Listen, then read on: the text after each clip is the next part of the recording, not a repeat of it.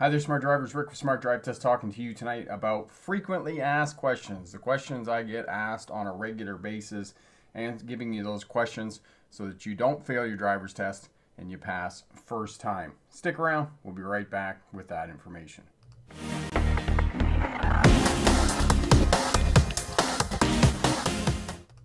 Hi there, smart drivers. Welcome back. Rick with Smart Drive Test talking to you tonight about frequently asked questions. A few people here already.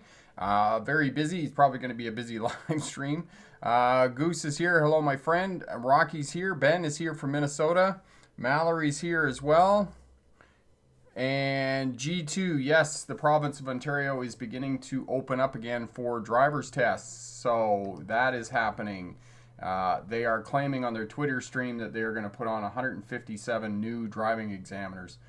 However, I don't know how 157 driving examiners in a province as big as Ontario, which is almost as big as Texas, and has a population of 12 million people. I just don't know how that they're going to catch up with, being closed for almost 2 years and dealing with that backlog. I mean, perhaps Goose, perhaps you've got some insights into that about how Ontario is going to catch up with the backlog that they're dealing with in terms of driver's tests there in that province. And as well, many of the states are now opening up as well.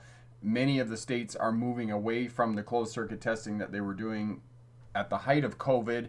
And I'm going to do a couple of videos for you on what that driver's test will look like post-COVID days. And I'm telling you, for most of you, this isn't just for those of you in the United States, that isn't just for those of you in Canada, that you need to be even more prepared for your test now, because you are not going to be having the luxury of the amount of time. You're not going to have 15 to 20 minutes for your driver's test. You are going to have 8 to 10 minutes, and you're going to have to hit the ground running. You're going to have to be good off the top. Ben just said Texas isn't that big. Physically, Texas is big. I don't know if you haven't been there, Ben, but it's a big state. Medina's from Buffalo. Hello, my friend. Margaret is here. DC is here. Hello. Gwinnett. My name is Gwinnett. I'm from Guyana. I would like to become a driving instructor. Okay. You basically I've had a couple of people ask me that in the last week or so about becoming driving instructors. Most of the time, it's the state or province that regulates who becomes driving instructors, and there's usually a certified course that you have to take in order to become a driving instructor. So look into that. And I can certainly help you with the course and all of the rest of it in terms of becoming a driving instructor. So ask away any questions. Okay. Alberta, awesome. And Imran, you're tuning in from Toronto. And my friend Corey is here. Bricks for Wheels. Corey is the moderator and does an awesome job of getting up the videos that I suggest that you have a look at for more details on the topic that I'm talking about and those types of things. Sebastian, hello, my friend. Cedar Rapids, Iowa. It's been a while. Awesome. And Sebastian, didn't you just finish up your CDL training there in Cedar Rapids? Okay. Excellent.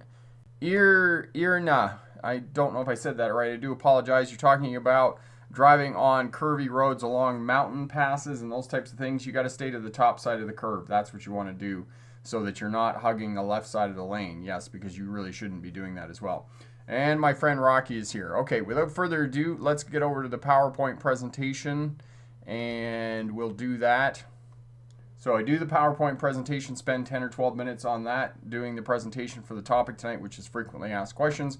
And then after that, I come back and I answer all your questions about passing a driver's test, CDL training, becoming a bus or truck driver, or any questions that you have about being a safer, smarter driver. So we do all that after we finish the presentation. Sebastian, got my CDL permit, your Class A, awesome. And Abigail is watching from Beaumont, Texas, all the way from Beaumont.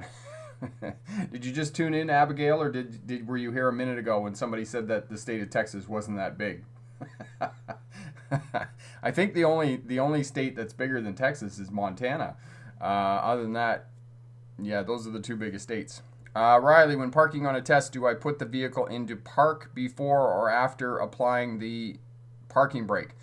So Riley, put it into gear first, and then, so you hold the foot brake, put the transmission into park, and then apply the parking brake is how the sequence that you do that. All right, how to become a driving instructor. Corey's put that video up there. Thank you for that. All right, let's get going on the presentation here. So frequently asked questions. These are the questions I get asked all the time. How do I find a spot on the freeway? Can I stop at the end of the ramp on the acceleration lane? What was the question I was asked today? What happens if 4 people arrive at a 4-way stop at the same time? You know, there's lots of stuff that's in the book, in the driver's handbook, and it doesn't translate into what happens in terms of, you know, what happens in the real world. For example, 4-way stops, it's the first person to arrive. If 2 vehicles arrive at the same time, which is rarely going to happen, just pause and the other vehicle will go first. It's not, you know, it's, instead of figuring out who the vehicle on the right is and those types of things. Ben says California is big too. Yes, California is big, but it's not nearly as big as Texas or Montana. Sheldon, thank you. Your videos are awesome. Thank you, my friend, and thank you for tuning in and being part of the Smart Driver community. All right, so here we go. So for those of you who are new to Smart Drive Test, my name is Rick August. I was a truck driver through the 1990s. I became a licensed commercial driving instructor in 1997. Graduated with a doctorate in legal history in 2006 from the University of Melbourne. And while I was going to university in Australia, I drove buses for Greyhound and one of the regional bus lines there as well. And if you want to find out more about me and the story, you can head over to the Smart Drive Test website. There's my autobiography, or you can look at our kind of story, the Smart Drive Test story, which I talk about and tell you kind of what's happened over the last kind of 6 years of running the Smart Drive Test YouTube channel, which has been wildly more successful than I could have ever imagined. We are honing in on 200,000 subscribers and 30 million views on our videos, which is just blows my mind. Absolutely blows my mind. I picked the wrong slide section, and I do apologize about that. Okay, so new video. I'll just zip back over here for a second because I messed that up. I put up the wrong slides. This is why you check the slide deck before you go live.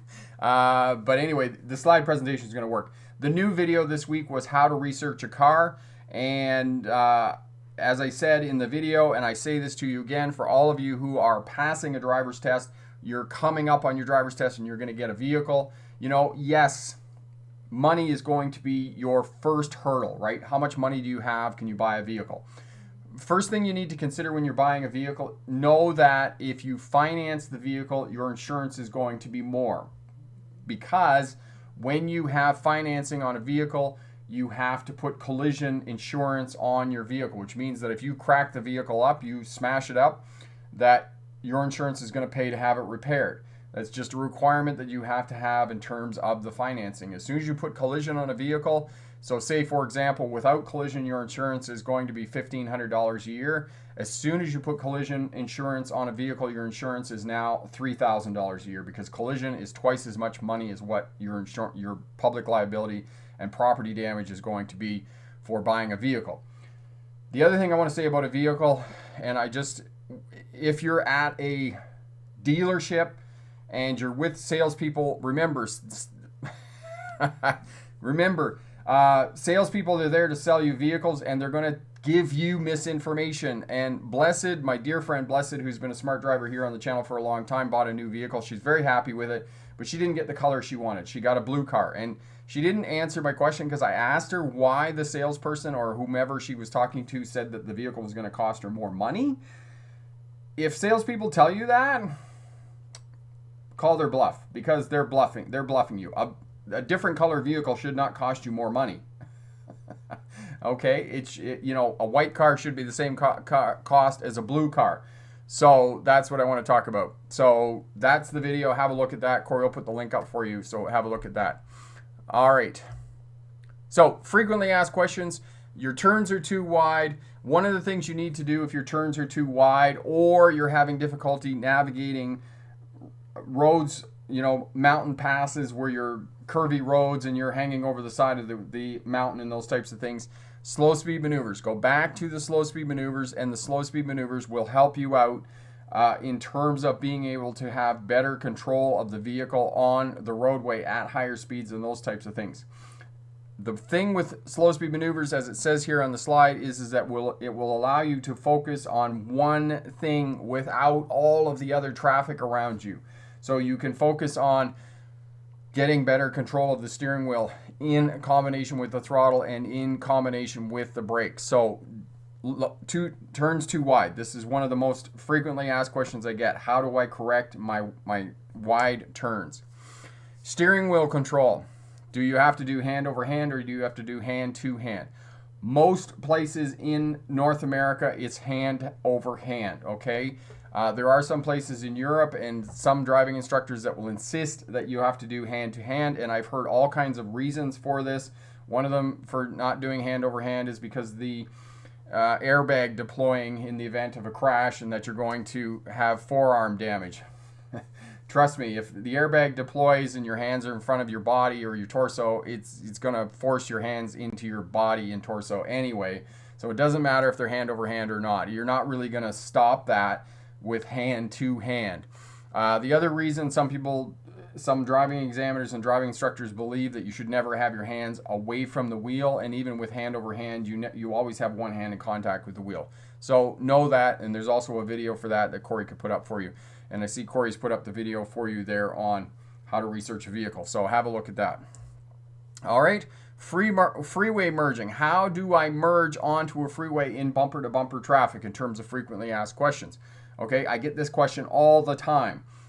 You simply get out on the ramp, you match the speed of the traffic on the highway or freeway or interstate, and you signal. You get out there and you put your signal on and you move to the left, okay? You stay to the left of your lane. Left of your lane without going out of your lane. The other piece with this is pick your gap before you get out on the freeway or interstate. That's going to make it a lot easier for you because you're going to be aiming for your gap, and the steering wheel and the throttle, the speed of your vehicle will take care of itself if you are aiming for a space, okay? So that's how you merge onto a freeway. Pick your spot, signal. When you get out on the acceleration lane, hug that left side of the lane and keep your signal on. As long as you have your signal on, eventually somebody is going to let you in on the freeway. Okay, what is the speed tolerance limit? I was working with a young woman last week, Kayla, and she was a couple of times on the highway 10 or 20 kilometers an hour underneath the speed limit. If you are that much away from the speed limit, either over or under, unfortunately you're not going to be successful on your driver's test. You have to be within 2 or 3 miles an hour, or you have to be within 3 to 5 kilometers an hour of the posted speed limit. Unless traffic is backed up or there's congestion or the traffic flow is a lot lower than the posted speed limit. Because if you're just too much, it's probably 5 kilometers an hour, 5 miles an hour. Once you get that far under the speed limit, you're not going to be successful on your driver's test. So make sure that your speed, you can control and manage your speed for the purposes of driving and on your driver's test. All right. Shoulder checking. Yes, you have to shoulder check both left and both right every time you're turning the vehicle, every time you're moving the vehicle sideways, every time that you're changing lanes. And the reason that you're shoulder checking left is that you're looking for other road users, people on scooters, on motorcycles. And I asked this very question the first day of my driving instructor's license. And the very next day I was turning left into the Ottawa General Hospital, and a taxi cab cut the corner off and passed me on the inside. Had I not shoulder checked, I probably would have driven into the side of the taxi cab. So you must shoulder check left, and as well, after you get your license, keep this habit. Left turn position. Where do I stop at an intersection to make a left-hand turn? We teach, put your front steer tires in the front crosswalk line. That way you're committed to the intersection, but you're not in the intersection in case something goes wrong. So I advocate this all the time. And as well, it gives you more speed to reduce the amount of time that you were in the crosshairs of the oncoming traffic. And I was contacted by a client last week. They had a crash on a left-hand turn where they got T-boned, and had the driver stayed back and got a little bit of speed, he probably would have reduced the amount of time that he was in the crosshair of the oncoming traffic by about 1 second, and that 1 second probably would have prevented the crash. So this is where you stay for the position for your left-hand turns. Okay, after turning left, you have to move back to the right lane. Every state, every province has the regulatory sign that says, unless passing, stay right. And this is what this means. After you make a left-hand turn on a multi-lane road, you have to move back to the right immediately without the driving examiner telling you that. And unless the driving examiner says to you, I want you to turn left in the next couple of blocks, then you move over to the right otherwise, okay? And if you're coming from 1 lane into 2 lanes, you got to put your signal on, mirror signal, shoulder check, and move into the right-hand lane. You cannot drive in that left-hand lane. Because if you drive in that left-hand lane for too long, driving examiners are going to assign you 10 or 15 demerits. And remember, you're only allowed, depending on where you are, about 30-35 demerit points before you're not successful on your driver's test. Backing. Can you use a backup camera? Corey will put the video up for you on backup cameras. You can use a backup camera, but you cannot use it as your primary line of sight. You can glance at it as you would your mirrors, but when you're backing up, you must look out through the back window for the purposes of reversing. And then I would say approximately every vehicle length and a half, pause, check your mirrors again, check your backup camera, do a 360-degree scan around your vehicle, and then proceed. Signal, 3-point turn. Yes, you must signal on 3-point turns. You must signal every time you reverse the vehicle, every time you change directions. And where most students get into trouble with signaling is when they leave the parking lot at the DMV. They don't signal left or right when they drive out of the parking lot. The other counsel that I give to drivers who are showing up for a driver's test, make sure that you back into the parking space. That way it's going to be a lot easier for you to get started. Remember, when you start your driver's test, you want to start your driver's test strong, you want to finish strong, and you can make a few mistakes in the middle, but you want to start strong, you want to finish strong. That's how you do that for the purposes of your driver's test. So make sure that you're signaling when you're turning for your 3-point turn, when you're executing that. And for some of you who are taking closed circuit tests, this 3-point turn could be done in a parking lot. And if you want to practice in a parking lot, it's going to be 3 parking spaces that they will allow you for the purposes of doing a 3-point turn in a parking lot. Parallel parking. If you hit the curb, yes, you will fail. Okay? If you knock the examiner out of his or her seat, you will not pass your driver's test. But if you touch the curb and readjust and have a pull-up, you will only be assigned demerits. You won't fail your driver's test. But yes, if you do strike the curb, it's an automatic fail on a driver's test. So good luck on your driver's test. And remember, pick the best answer, not necessarily the right answer. Oh, getting back over here. Lots of questions. Excellent. Goose says, I refuse to teach the push-pull method of the steering wheel, and I think it's ineffective. Goose, I agree with you. I don't think it's effective.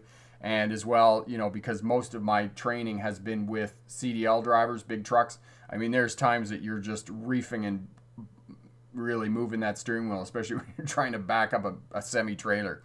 Okay, Jim, what's up, Rick? I just subscribed to your channel. Got a driving test coming up soon, and you got some good videos for studying. Awesome. Thank you so much, Jim. Welcome to the Smart Driver community. If you have any questions, leave a comment down in the comment there, and we'll do the best we can to get to them and answer your questions. My friend Tim is here from Drive Smart BC. If you have any questions about driving in the province of British Columbia, any questions about laws and regulations, municipal bylaws, provincial bylaws, Tim's website, Drive Smart BC, is definitely the place to go and check out. Also, there's an excellent forum there discussing issues of driving in traffic and congestion and all kinds of other issues related to traffic safety. So definitely check out Tim's website there, Drive Smart BC. Medina, I get anxiety when I try to drive on the highway. Any recommendations? Medina, one of the things that I recommend for drivers who have some anxiety around a certain aspect of driving is to work with a mentor, somebody that you trust, to go out with you and to work with you a little bit and maybe just kind of have another pair of eyes while you're driving. And for many people, that kind of helps and kind of gives them a bit of a safety net. So that's what will help you out. Okay. Irna, thank you for sharing your knowledge and experience with the world. You are most welcome, my friend. I'm so happy that we can help out.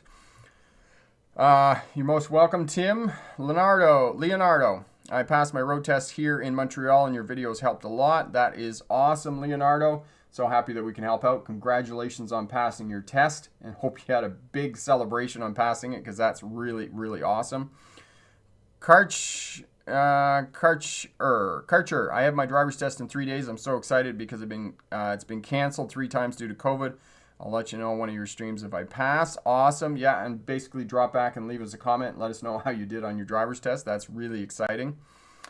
Which part of the test will I be required to set the parking brake? The parking brake, you are required to set the parking brake every time you park the vehicle. So make sure that you put it on every time you park the vehicle. So if you parallel park, apply the parking brake. If you back into the parking space, make sure you apply the parking brake. Make sure at the beginning of your test, when you back into the parking space, that you set the parking brake. So anytime you park the vehicle and are planning to leave the vehicle, do that, okay?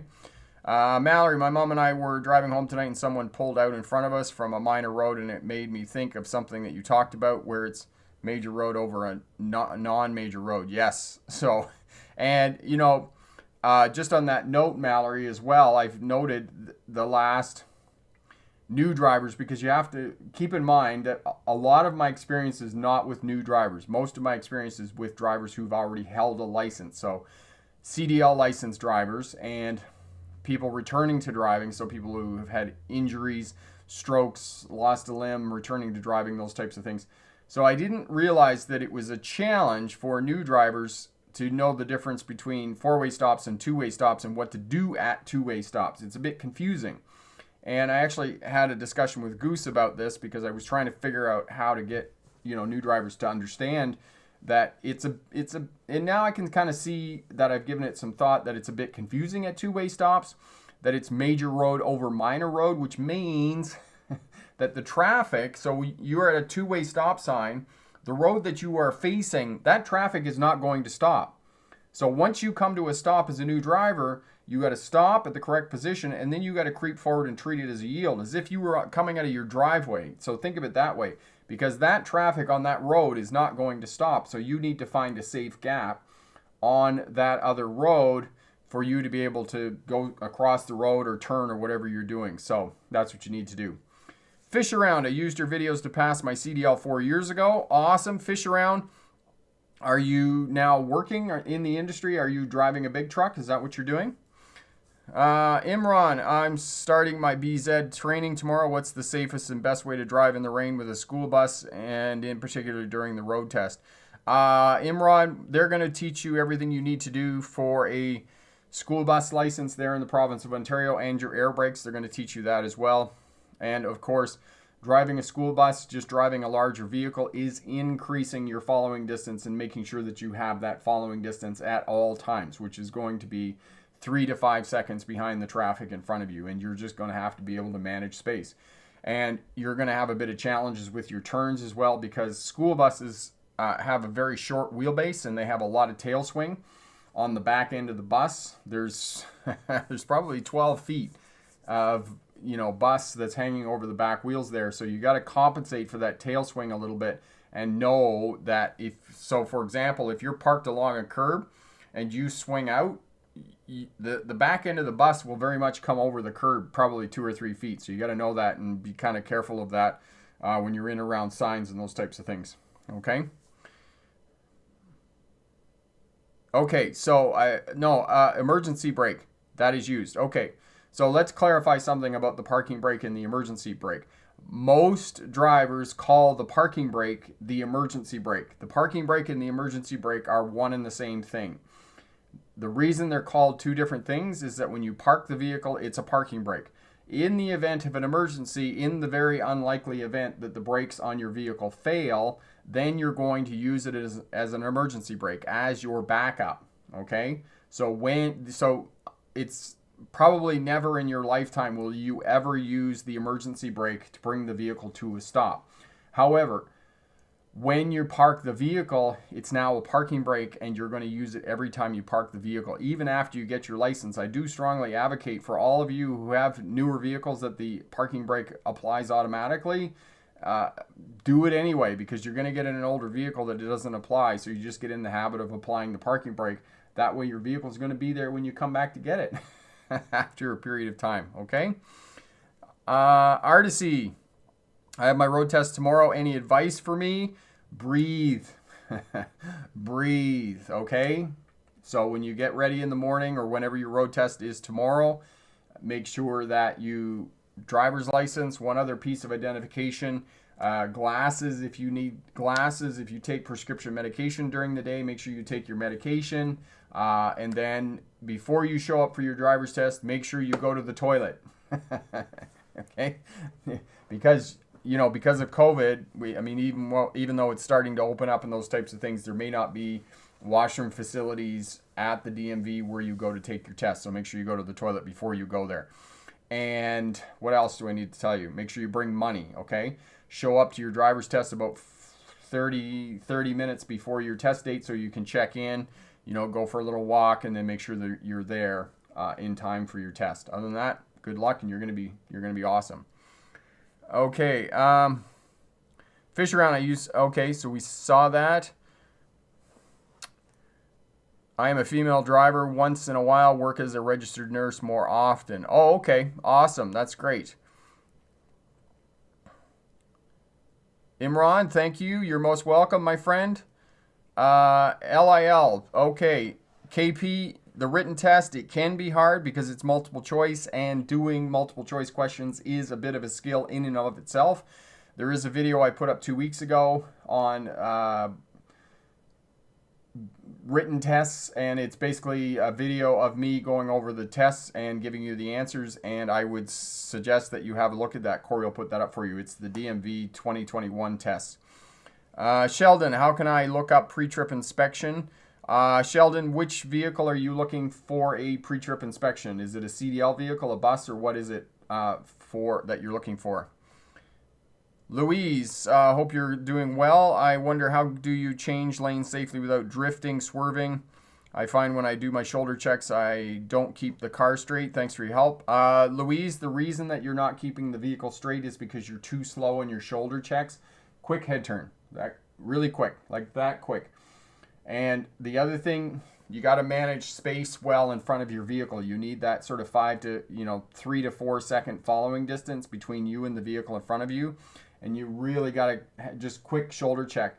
I find with new drivers is what happens is that they go like this, and then they're looking over there, and it's too long. And by the time that you kind of spend that amount of time over there, then the vehicle starts to go where you're looking, and that's your biggest problem most new drivers have in terms of shoulder checking when they're driving.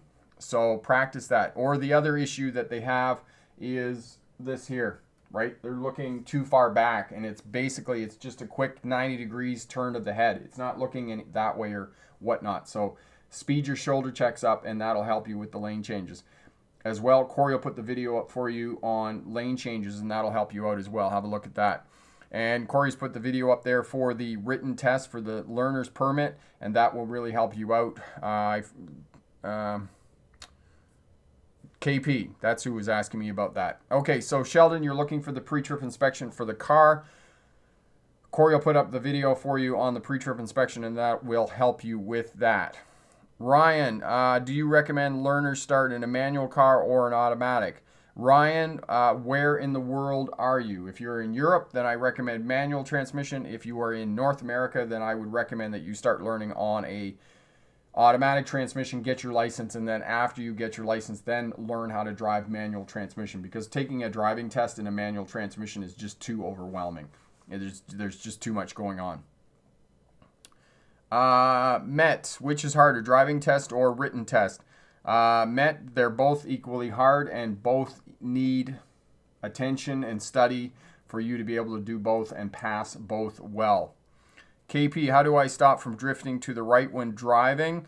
Looking farther down the road. And the other thing that you can do is check down on the fog line on the right side that fog line on the edge of the road should be in the center of the hood. So you can check that every now and again, but it shouldn't be your primary line of sight when you're learning when you're trying to center your vehicle in the lane. You should be looking farther down the road and following the traffic in front of you. That will help you out. Jim Brogg, firefighters, yes, firefighters need to get depending on which state or province they're in, they need to get an equivalent to a dump truck license, which here in the province of British Columbia is a Class 3 license. I think, I'm not sure, but I think it's a C license in other states and provinces, but it's essentially the equivalent to a dump truck license is what they need to get.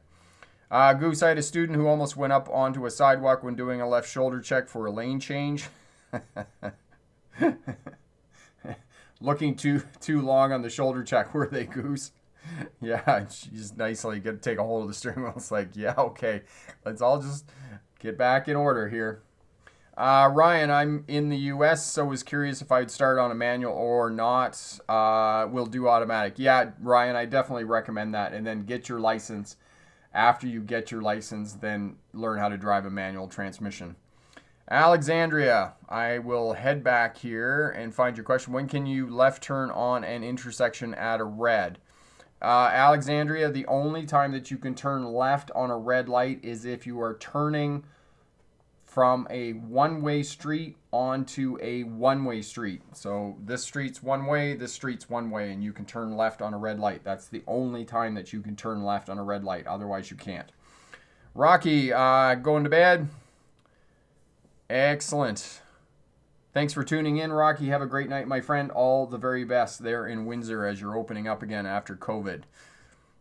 Okay, Mr. Watts, your tips helped me get my advanced license here in Alberta. Thanks, man. You are most welcome. Mr. Watts, congratulations on getting your license. That is absolutely awesome. And thank you for being part of the Smart Driver community. That is really, really great. Goose woke me up for sure. Yeah, whenever there's that sharp deviation when driving, yeah, you're a bit awake after that. I had a student when I may have told you this story. I was working as a driver rehabilitation specialist at the hospital, and we were rehabilitating drivers, and we would do driver's tests with them first. And this one student who had experienced a brain injury, and he had recovered from the brain injury and was returning to driving. So Deb was the occupational therapist, and she sat in the back right behind me in the car. And so we took him for a driver's test, and about halfway through the driver's test, I kind of looked back at Deb, and she nodded her head, and it was just kind of an agreement between us that, yes, Tom was going to be retrained. So I had noticed that when we had merged onto the highway previously, he had kind of just got about halfway down the acceleration lane and then moved out into traffic. So I started teaching him how to, do things correctly to get his driver's license again. So we get back out on the on-ramp, and I had been leading up to this, and I said to him, stay on the ramp until the end of the ramp and get the car right up to speed. So he gets out on the ramp, he floors it, he does exactly what I told him to do, and gets to the end of the ramp, panics because he thought he saw a car beside him on the highway. It was actually out in the far lane. And he drives off the end of the on-ramp into the gravel, and at 100 kilometers an hour, the car is kind of fishtailing in the gravel. And I just very calmly just touched the steering wheel. I didn't even really take a hold of the steering wheel. I just touched the steering wheel. And I said to him, okay, just take your foot off the throttle. Don't touch the brake. And he did exactly what I said. And I could hear Deb in the back seat going, but as soon as he took his foot off the throttle, the car just straightened right out in the gravel, and he just got a hold of it, and we went back out onto the highway, and everything was good. But poor old Deb pretty much had a heart attack at that juncture. All right. Brad, am I a CDL instructor? Yes, I am a CDL instructor, Brad. I teach tractor trailer, and I have in the hopper a class 1 driver's license test video that I need to get to my editor right now, and we'll get that out for you as well. Okay, KP, how many questions are normally on the written test? Okay, how many questions? 50. Is it 50 questions? Goose, I think it's 50 questions. Isn't it on the written test for new drivers? Yeah, I believe it's 50 questions. Hugh, pause time at stop signs. Okay, so Hugh, most stop signs, new drivers don't stop long enough at new stop signs. So generally what we get them to do is just to count to 2. 1, 2, pause, and then go. Okay, so after you think you've stopped, just count to 2 and then carry on. Fish around, good night, and thank you for continuing to help people learn and pass their driver's exam. You are most welcome. Fish around. Have a great night, my friend. All right, L Beats. Luckily, the cops gave me a chance and didn't give me a ticket. Yes, and that's going to happen every now and again. They're going to give you a warning, which is really great. BB, I passed my driving test. Thank you for the videos. You are most welcome. Congratulations on passing your test. That is absolutely awesome news. Really awesome. Ivan, are driving lessons worth it to help reduce anxiety and learn to drive? Ivan, they absolutely are worth the money.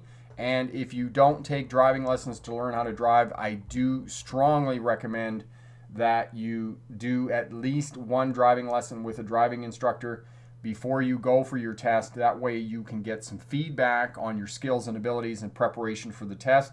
As well, the driving instructor will take you on the test route and show you different things. Okay, this is where they usually parallel park, because driving examiners at DMVs do the same slow speed maneuvers at the same spots all the time.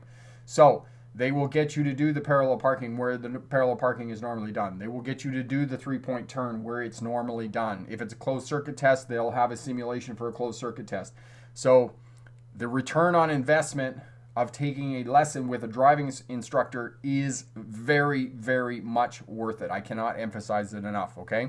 Because I can give you a lot of information and I can tell you a lot of things about the different states and provinces in terms of getting your license. You know, for example, I can tell you that Oregon and California don't do parallel parking. It's reversing along a curb. In Ohio, you have to do an Ohio maneuverability test. There's a video here on the channel. Maryland doesn't do parallel parking. Every other state does parallel parking. I can tell you all that stuff, but I cannot give you the very specifics of a driving test at a specific DMV. All right? Tim, I learned more in my first school lesson than I did in days with my parents. Absolutely, and I agree with what Tim says here. I learned more about driving in my driving instructor course than I ever did because, you know, I basically learned how to drive on my own. I didn't go to driving school. So, and that's exactly what Tim just said there as well. The instructor knows how to teach things. You know, first of all, a driving instructor is going to do an assessment for learning. They're going to figure out at what level your skills and abilities are, right?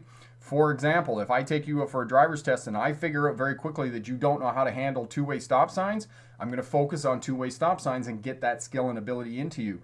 I'm not going to overwhelm you with a whole bunch of things. During that one lesson, if I'm focusing on that one thing, I'm going to let other things slide. I'm not going to work on them at that juncture, okay? For example, if your lane changes are bad, I'm not going to work on that while I'm working on two-way stop signs. So I'm going to work on one thing at a time so as not to overwhelm you. So driving instructors are really great. Thanks so much, Tim. All the best. You have a great night, my friend, and we'll see you next week. Chef Boyard Daddy. That's an awesome username. Awesome. You are a legend. Thank you, my friend. Dave, taking my test on Friday. Just wondering if you have to shoulder check on every turn, every green light. Dave, yes, you do. Every time you turn the vehicle, every time you move the vehicle sideways, every time that you are changing lanes, shoulder check, shoulder check, shoulder check. 2 times every time, okay?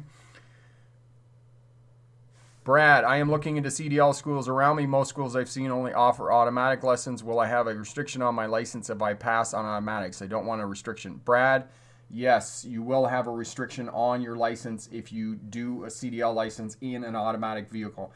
And even in this day and age, I do strongly encourage you, if you are going to truck driving school, learn how to drive a manual, because I know that most of the bigger companies in the US are running automatics now, but there are still a number of companies that are running manual transmissions. For example, if you're driving here in Western Canada or you're driving in the Western United States, you're going to have to drive a manual transmission because automatics don't handle heavy loads well. Automatics don't handle mountains well. And I found out the other day that they don't handle milk tankers well either, because they slosh the milk around. So they use manual transmissions for milk tankers, because milk tankers don't have baffles in them because it causes the milk to froth. So I encourage you strongly in this, even in this day and age, to learn how to drive on a manual transmission. It's going to be a bit harder, but you're going to be much, much, much more employable when you come out of truck driving school. Larry, what's the goofiest thing you've seen as a truck driver, Rick? What's the goofiest? I think the goofiest thing, Larry, I've seen is the video on YouTube with, just some of the things where guys have these rigs and they're trying to do a U-turn on a little tiny street and the truck just will not turn around. I mean, those are just some of the goofiest things that I've seen. But, you just see all kinds of things with people driving trucks and trying to get them around and those types of things. Jordan, if I have my full license in BC, if I move to the States, will I have to take another full license? I've heard in California they require it, but not New York. It's really going to depend, Jordan, on which state that you're moving to, but there's usually a reciprocal agreement between the United States and Canada. So if you move to the States, again, it's going to depend on which state, but you might have to take the test again. For example, when I moved to Australia, to get my passenger license, I just had to write the written to get my passenger license. But I actually had to go and do a driver's test to get my tractor trailer license back. So it's going to depend on which state you're going to and what the requirements of that state are. Okay? Jim Bob, are firefighters supposed to get a license before joining the fire department? Jim Bob, it's really going to depend on where you're going to join the fire department, which department you're going to join. Here in Canada, many of the people who want to become firefighters spend a lot of money, not just getting on driver's license, but taking courses. Many of them go to a college in Texas and take courses in Texas. They spend an incredible amount of money taking courses in the hope that they will land a job as a firefighter at one of the fire departments here in Canada. Okay?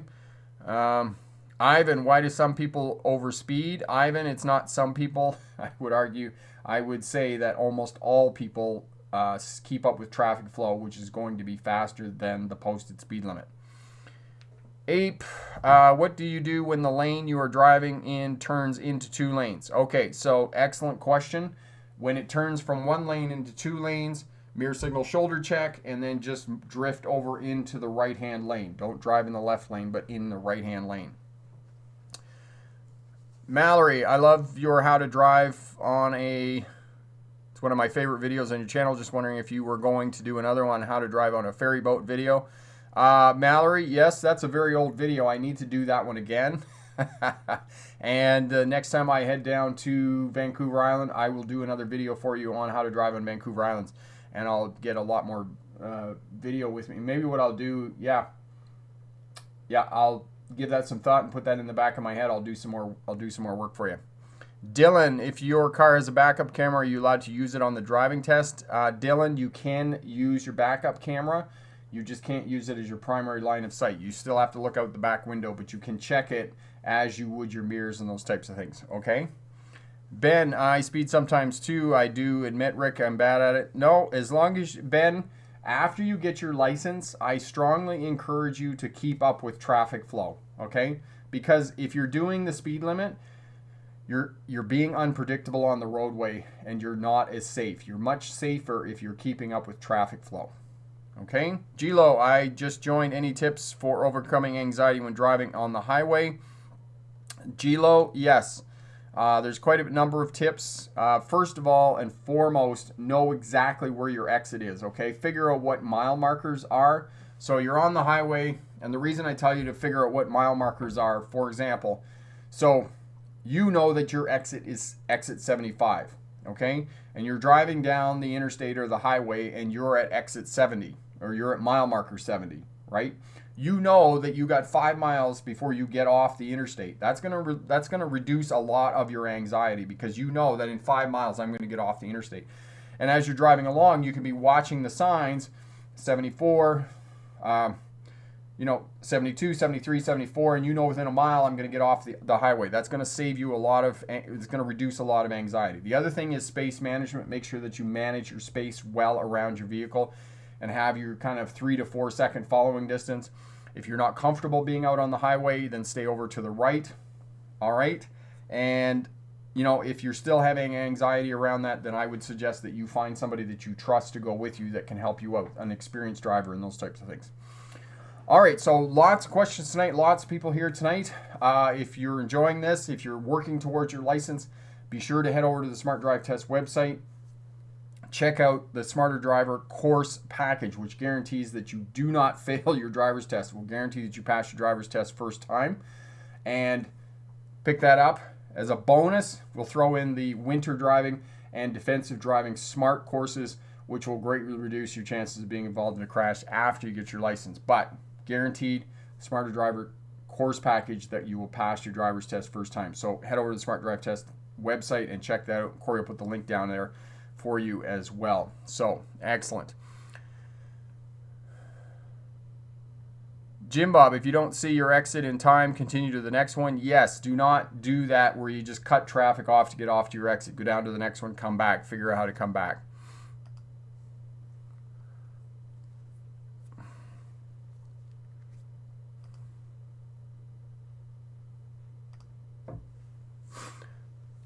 Jeremy, you are replying to every single comment. You're a legend. Thanks a lot.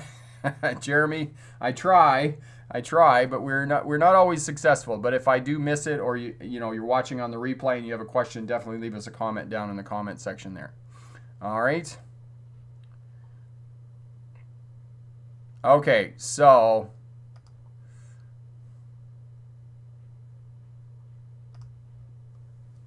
Dave, I bought your package and haven't used it yet. Okay, so Dave, are you having trouble getting into it, or if anything like that, then definitely let me know and we'll definitely help you out. Epic, speaking of reverse stall parking, which is backing into a parking space, if tested on the road test, are you expected to do... Okay, so I don't think it matters, Epic, whether you angle into the parking space or you have to do it from 90 degrees. It just, as long as you can get in there. It's going to kind of depend on the setup of the parking lot, whether it's going to be easier to angle in or whether you're going to have to do that kind of 90-degree thing. But you need to be ready for both of them. The other piece that I strongly encourage you to do is to go down after hours to your DMV and practice backing into the parking spot. That way you're going to know exactly kind of what you're up against on test day. Oscar, okay, I missed you. I'll look for it here. When I'm uphill to the sidewalk. Okay, so Oscar, the only time that your wheels are out like this towards the center of the road is uphill with a curb. Okay, so you turn your wheels out this way and then let them rest back against the curb.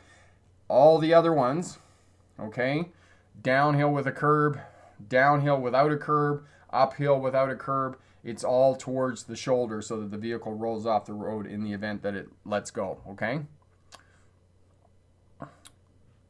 From the States, yes, Jaden, get your question in just a second. He has a lot of people asking questions. Excellent, thanks, Jaden. Goose, excellent.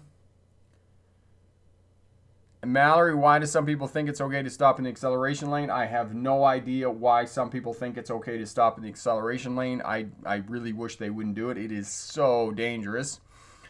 James, how much is it to get your license?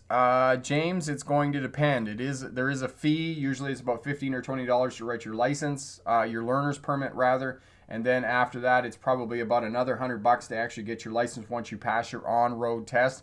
And then, of course, it's going to depend a lot on whether you take driving lessons after that. And then, of course, there's the cost of a car and a lot of other things involved as well in terms of getting a license. So it varies a lot from, kind of on the low end, a couple $100. And if you take driver's lessons, it could be a couple $1,000. And then you got to buy a car, so there's a lot of variables in terms of, how much it's going to cost for you to take your license and get your license.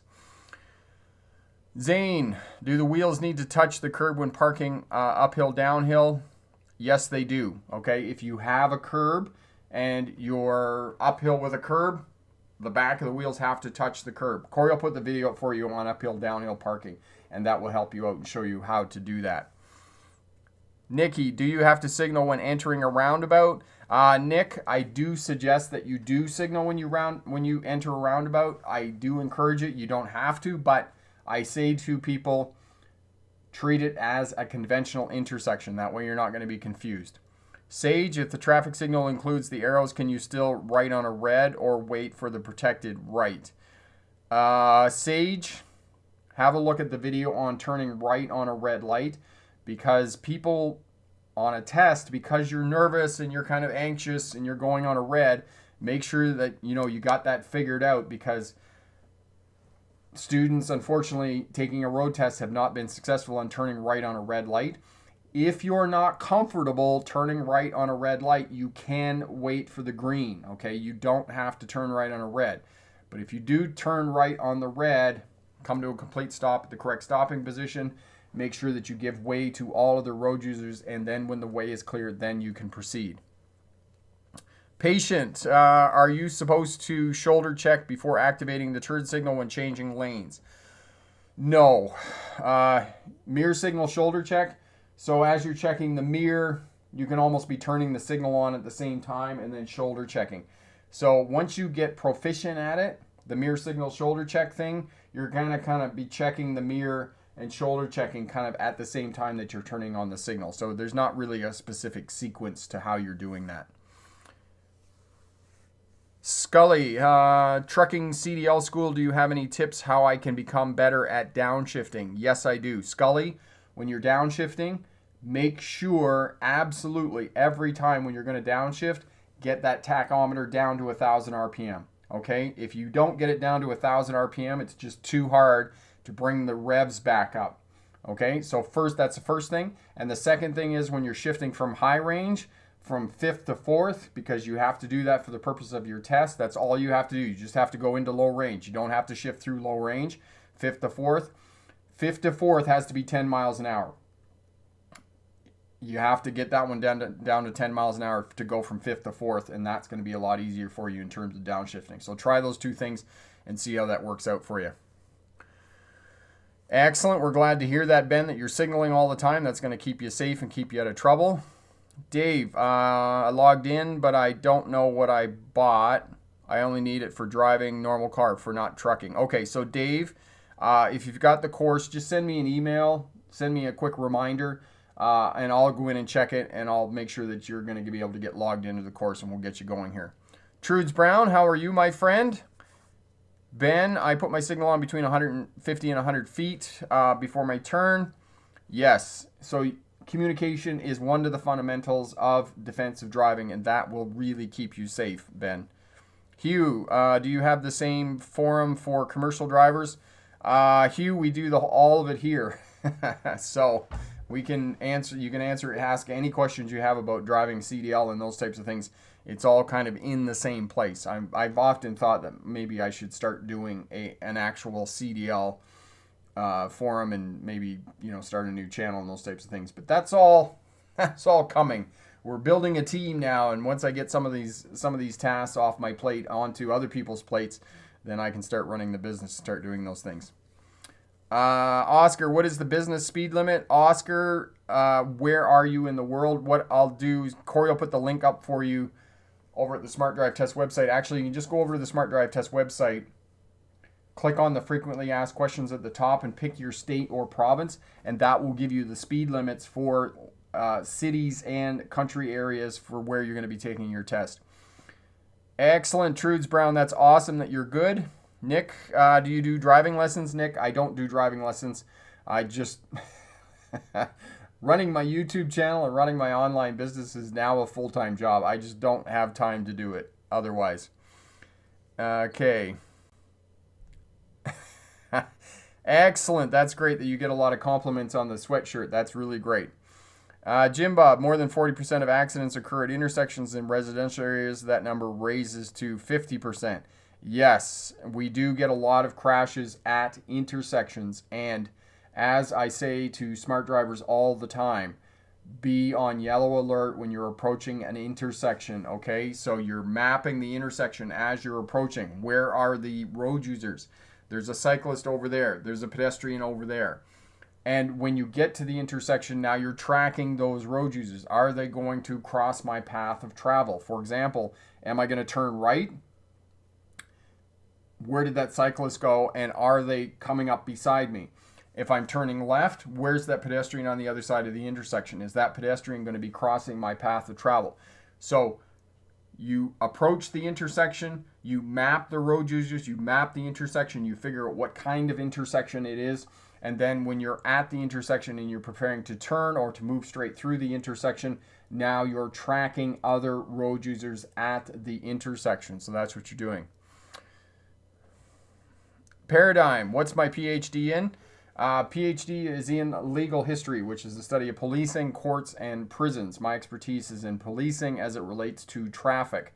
So essentially, my dissertation looked at 1890 to 1930, and it was the transition between horse-drawn traffic and motor traffic on our roadways.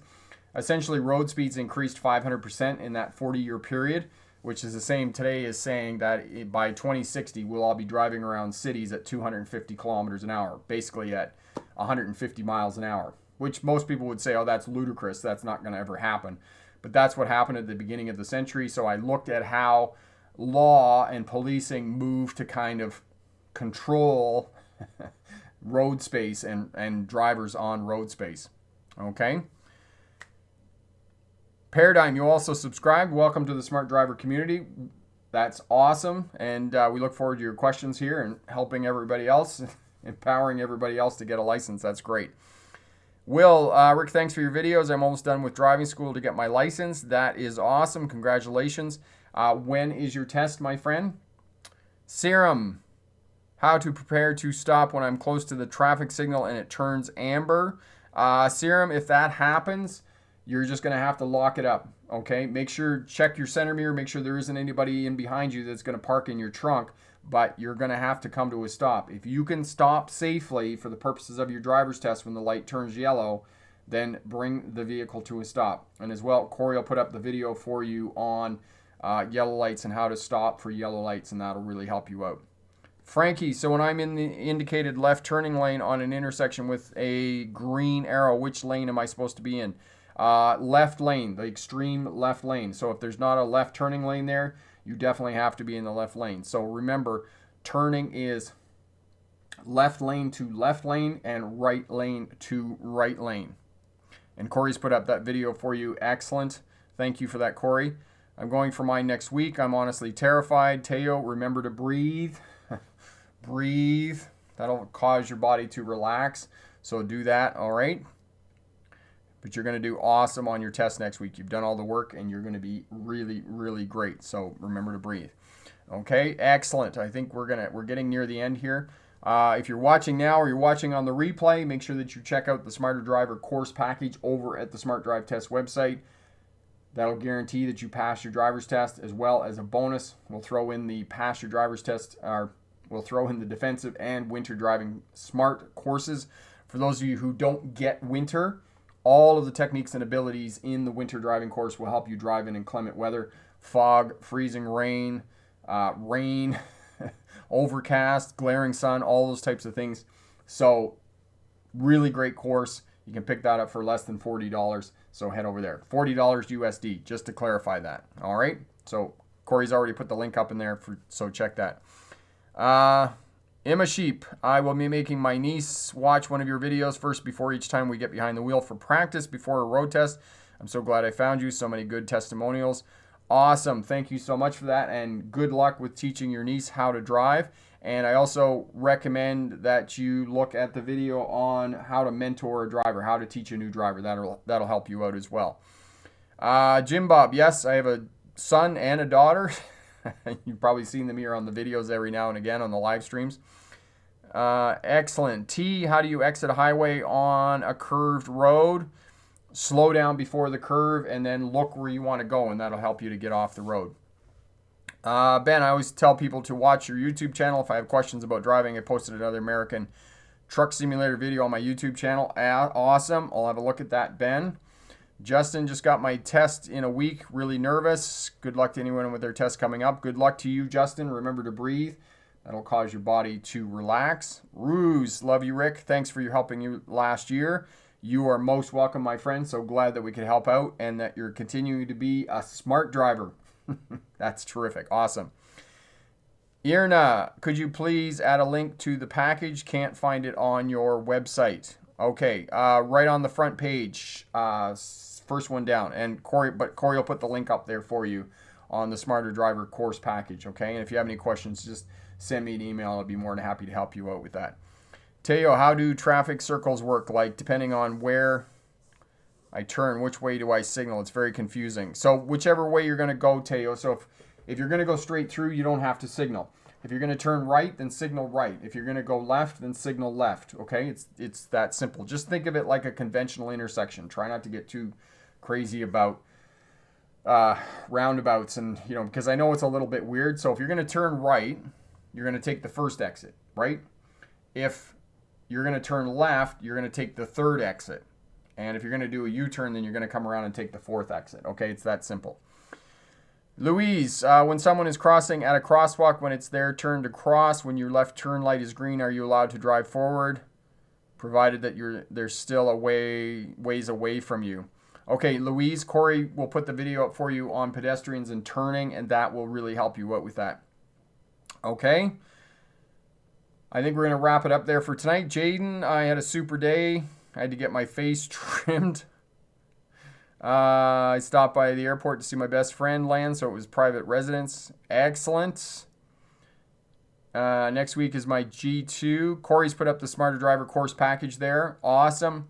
All right, so if you're watching on the replay, you're watching now, leave a comment down in the comment section. Thumbs up. Subscribe to the channel. All that great stuff. You know what to do on YouTube here. That's really awesome. Thank you, everybody, for your questions. It's been really busy tonight. It's going to be busy through the summer here, because we're heading into the busiest time, June, July, and August for driver's tests.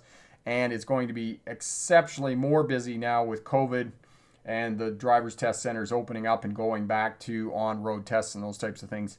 So thank you, everybody, for showing up. If you passed your driver's test in the last couple of weeks, congratulations on passing your driver's test. And if you have a test coming up in the next few days or whatnot, good luck on that. And remember, pick the best answer, not necessarily the right answer. Have a great night. Bye now.